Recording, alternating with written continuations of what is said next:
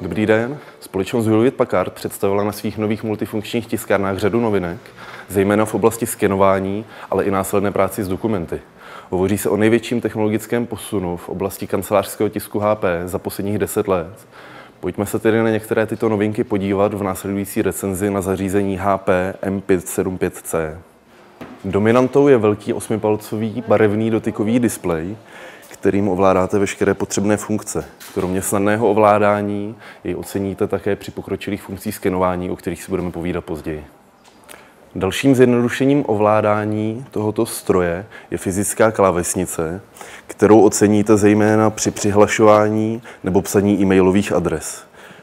Má ale i nevýhody, jde stuha vytáhnout a při české lokalizaci neodpovídají znaky na klávesnici českému rozložení. Největším plusem je však automatický podavač dokumentů ADF, který se již plně vyrovná výkonným skenerům, které u multifunkcí nejsou rozhodně běžné. Jedná se o jednoprůchodový automatický skener, který skenuje oboustranné originály najednou a má kapacitu až 100 listů, oproti obvyklým 50.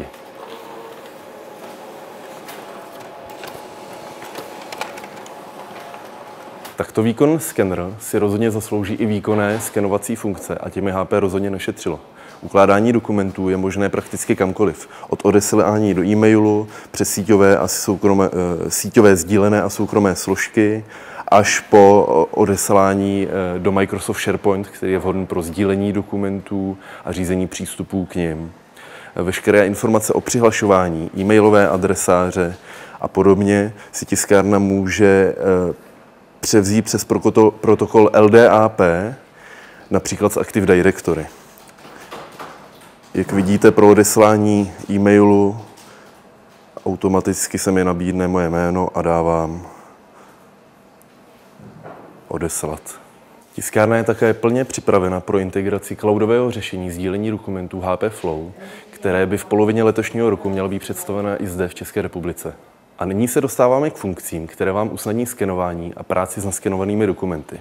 Jednou z takových funkcí je ořez okrajů stránky.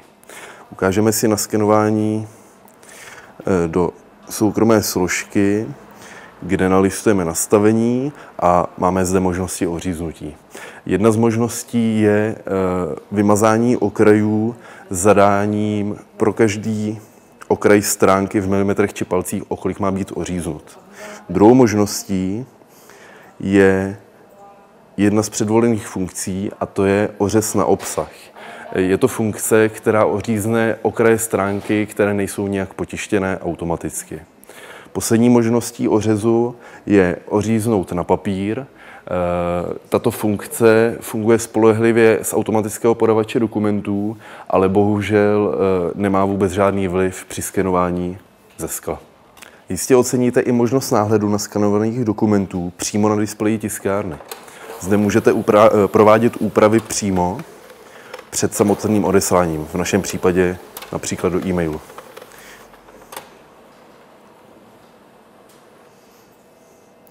Zvolíme úpravy a můžeme například smazat prázdnou stránku,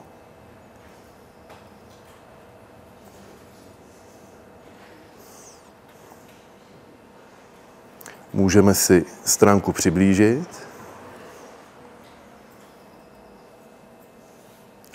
a můžeme měnit její orientaci. V našem případě první stránka je vzhůru nohama, takže ji otočíme a nyní má správnou orientaci.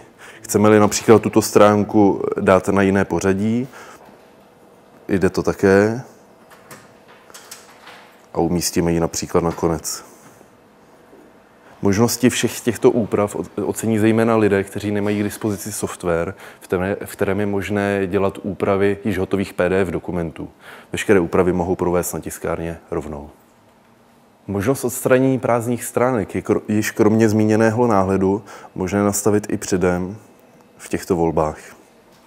I přes drobné nedostatky se rozhodně jedná o veliký posun který firmám menší a střední velikosti otevírá možnosti, které do této doby byly dostupné pouze u výkonných velkých skenerů.